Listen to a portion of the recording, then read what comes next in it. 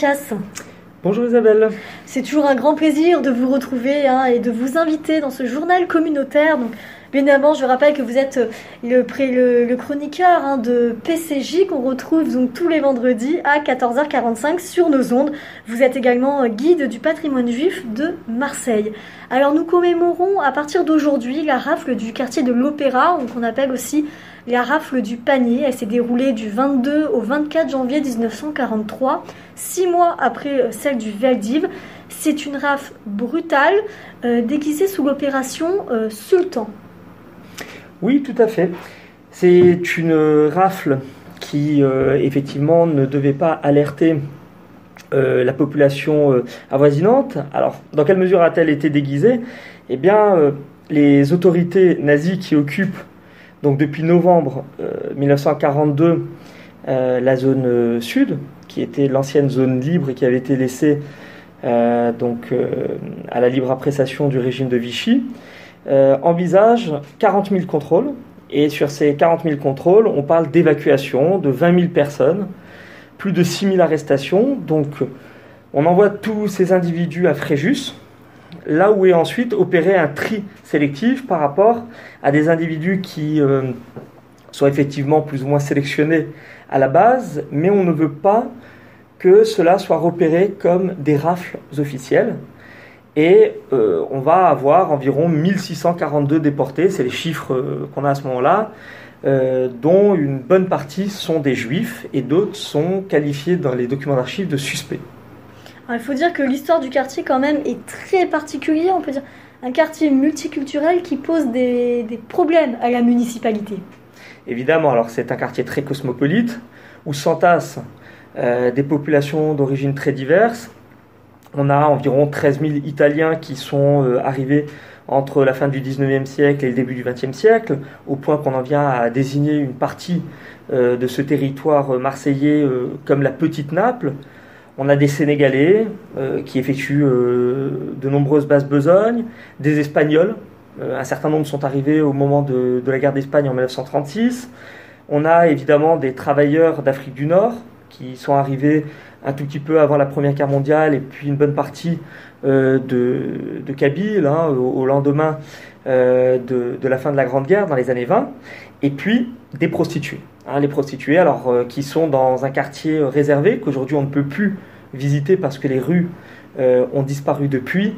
Alors parfois il reste quand même des appellations comme la rue du Refuge. Voilà, il y avait une rue notamment très connue qui faisait une soixantaine de mètres et où s'entassaient quasiment autant de prostituées qu'il y avait de mètres. Donc quartier insalubre, quartier très particulier en termes de promiscuité, en termes de trafic.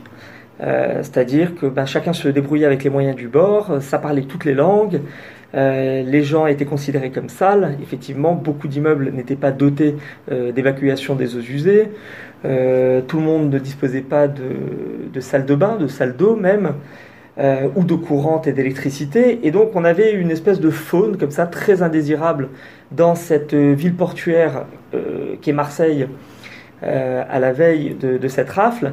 Et on a parlé effectivement comme ça d'une entente entre les autorités françaises et même les autorités municipales marseillaises avec les autorités nazies pour dégager tout ce beau petit monde. Et justement, c'est une rafle qui va amener à la destruction de tout un quartier de 14 hectares, puisque ces destructions et surtout cette rafle, ils vont les déguiser ça va être déguisé en travaux par le régime de Vichy et par Pétain lui-même. Alors les destructions sont hallucinantes. On parle de 1500 à 1600 immeubles qui ont été dynamités. Un certain nombre de photos sont disponibles dans les archives où l'on voit effectivement des nuées de poussière parce que ça a pris toute la ville. Ça a pris une ampleur aussi bien en termes de pollution visuelle que de pollution auditive. Il faut imaginer le bruit que ça a pu occasionner en début février 1943 lorsque les autorités nazies ont installé les pins de dynamite et ensuite ont fait sauter 2-3 quartiers. Alors ça allait de Saint-Jean, donc juste derrière le fort Saint-Jean jusqu'à la rue de la République. On avait donc des micro-ruelles qui ont pour une grande majorité d'entre elles totalement disparu. Aujourd'hui, nous restent les appellations et quelques vieux clichés. Et puis ces populations qui devaient être relogées, mais dont une partie a totalement disparu en déportation.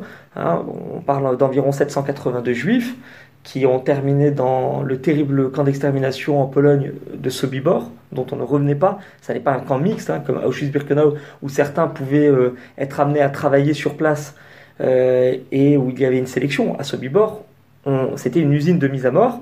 On a également, je disais précédemment, des suspects. Alors, ce sont surtout des étrangers en situation irrégulière, des tziganes, des homosexuels qui pâtissent également des lois scélérates nazies et de Vichy à cette époque-là, des vagabonds dont on n'a pas toujours l'identité, donc difficulté pour les historiens de déterminer qui étaient ces gens, et qui eux ont pour la majorité été envoyés dans la banlieue de Berlin, dans le camp de Sachsenhausen, qui est l'un des tout premiers camps de concentration mis en place par le régime nazi au début des années 1930.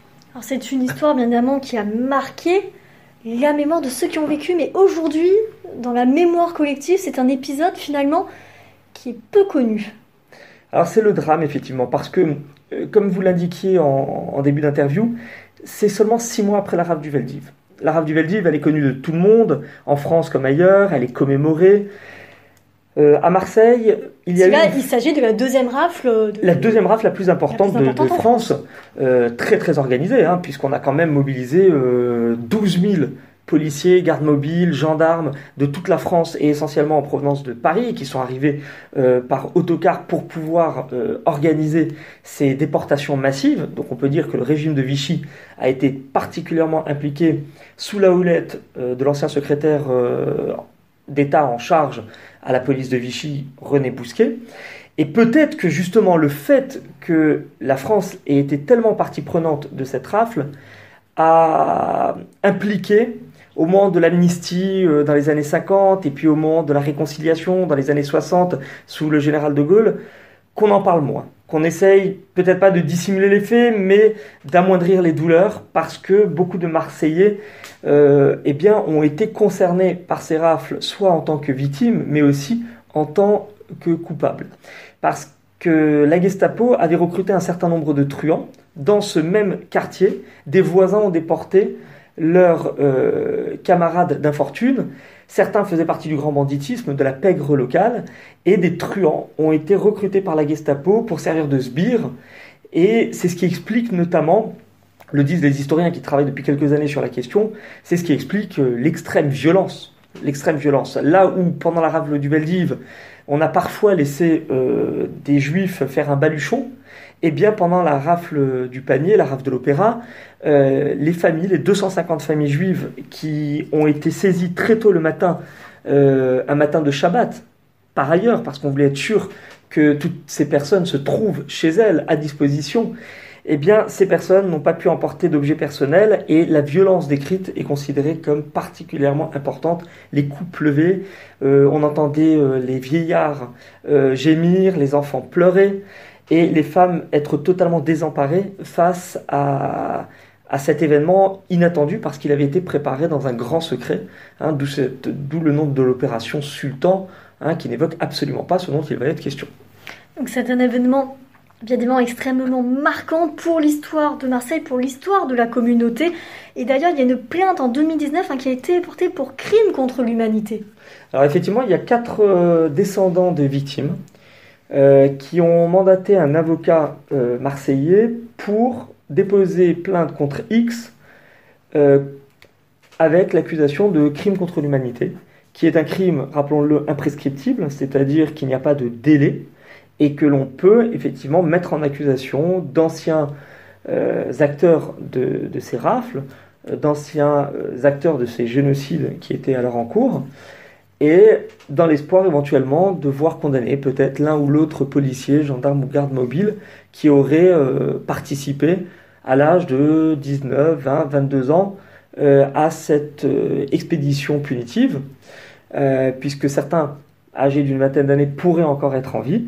Et je parle d'expédition punitive parce que ce fait est relativement peu cité, mais la rafle a été organisée quasiment au lendemain d'attentats qui avaient visé des officiers et des soldats allemands au début du mois de janvier 1943. Et donc c'était une manière pour Himmler et pour Karl Auberg, le chef de la police à la tête des autorités nazies en France, eh bien de rappeler à l'ordre les populations de la zone sud qui ne venaient que de rentrer sous le giron nazi et qui avaient peut-être pris leurs aises pendant que la zone nord était occupée et que la zone sud était considérée comme libre, donc avec des contraintes moindres. Donc c'était une façon de dire désormais ce sont les nazis qui occupent cette partie du territoire et vous n'avez qu'à bien vous tenir parce que les résistants seront impitoyablement châtiés et que les lois nazies désormais s'appliquent également aux minorités persécutées dans le reste de l'Europe à la même époque. C'était vraiment le règne de la peur. Le règne de la peur, tout à fait. Je vous remercie, Emmanuel Attias, d'avoir participé à ce journal communautaire. Et je crois que en vous écoutant, on prend vraiment toute la mesure. L'histoire est importante pour, oui, ne pas oublier et oui, commémorer. Exactement.